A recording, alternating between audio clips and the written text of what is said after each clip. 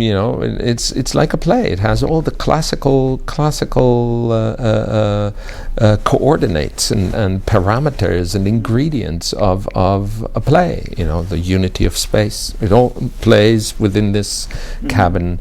It's just the two characters, the main characters, and you don't have personnel, right, entering and exiting. And the unity of time. The beginning of the scene is the beginning of the action, and the unity of action. It does not go anywhere else. It stays within that. It was like a play, absolutely, and I'm sure it'll be shown on a theater sooner or later. You mean actually? I'm sure. I'm sure. Wow. It's a perfect one-act play, and not really that short as such, So it would be like a scene for actors to do, or are we going to do Inglourious Basterds the musical?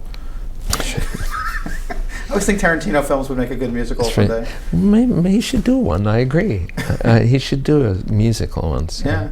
But your character over and over kind of is like the cat who corners the mouse. Whether you're in the theater or whether you're at the restaurant, it seems like your character is always finding a way to find that corner for somebody else to be the claws come out and the mouse goes up in the air and over there, but it's still, squirming. Yeah. So is it fun to play? Fantastic fun. Incredible. There's, it's a bottomless pit. This whole script, but especially this part. And it's kind of a pity. One should do it again, and now disregard what one has done, and use everything that was needed to be left out in the first run. Like people. I worked with a theater director who had done Hamlet 8 times. Mm-hmm.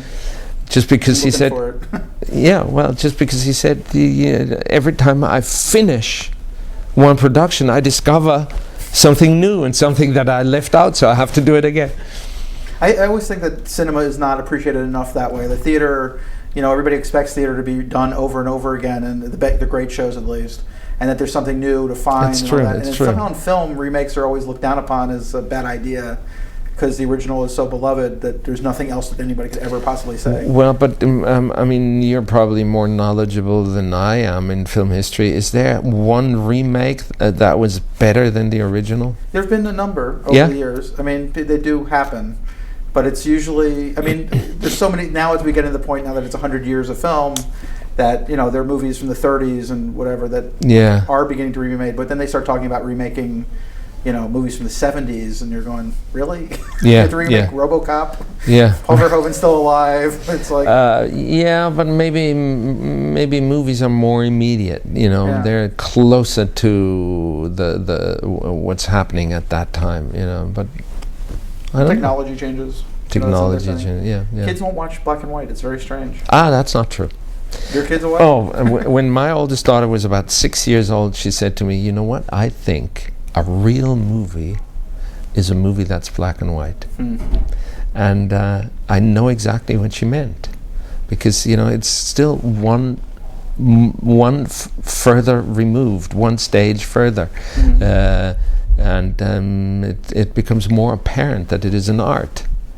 That that confusing thing with reality, and it's something that Quentin plays with, especially in this movie, masterfully. What is real, what isn't real, and what do you take as the reality? And there are strong hints in the images. It's fantastically interesting if you want to approach that movie from that angle. So you raised your daughter well. Clearly. Thank you. Interested in aesthetics and everything else. Yeah. Kids aren't always that way.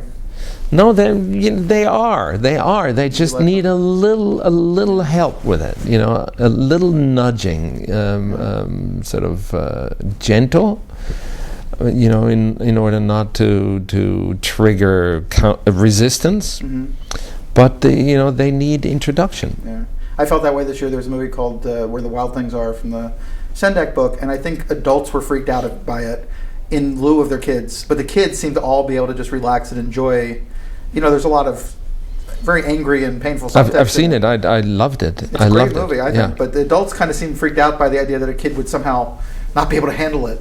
Well, yeah, because they can't handle it. Yeah. I was completely torn when I watched it. This whole dynamic between the wild things that's going on, and it's like a regular dysfunctional family, or semi-functional family. So you've gone on to make a remake of your own. Now you're doing Green Hornet. So is that fun to be in the machinery of? Michel Gondry is not exactly typical Hollywood. Exactly. So I don't really know what is typical, but as I said before, I don't really care.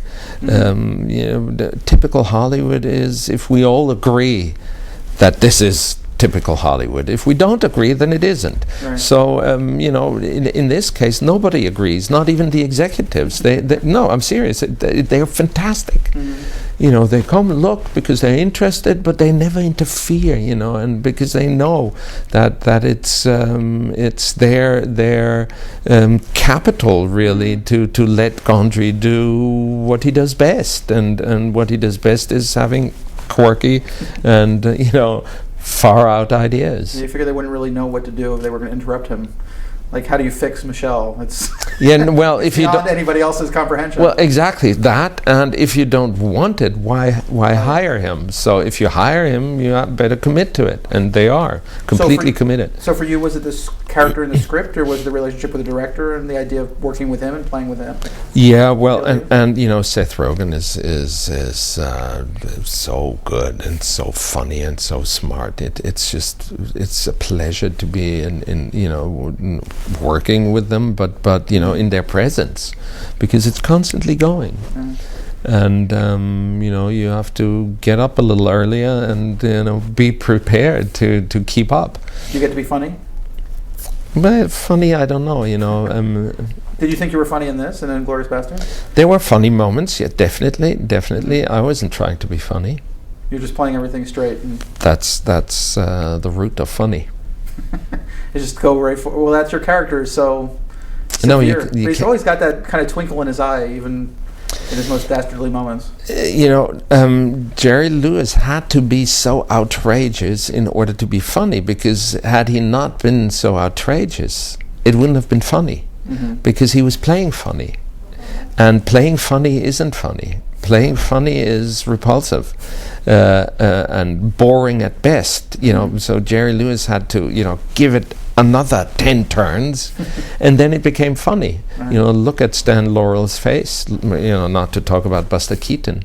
It is for them a deadly serious thing, and only then can it be funny. At least that's my personal point of view. It really has to be deadly serious for it to be funny in the end.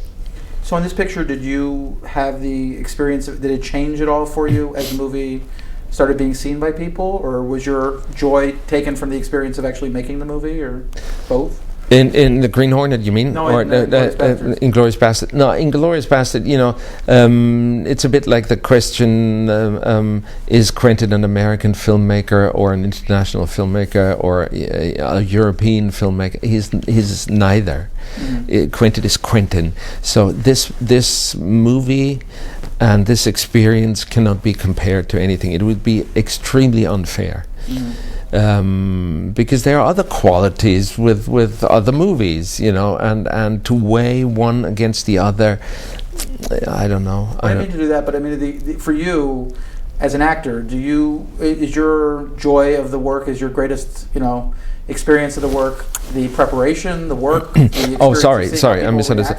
Well, it's the greatest joy is really the greatest joy would be if I could sit in the editing room and see, if it's such a fantastic editor like Sally, see how she put it together. But I'm just the actor. I can't be there, Do you watch dailies? No. Ever? Or Never. From the beginning you said that was a bad idea? it's a bad idea for an actor to watch dailies. It's a bad idea for an actor to watch himself while he's still in the process of doing it.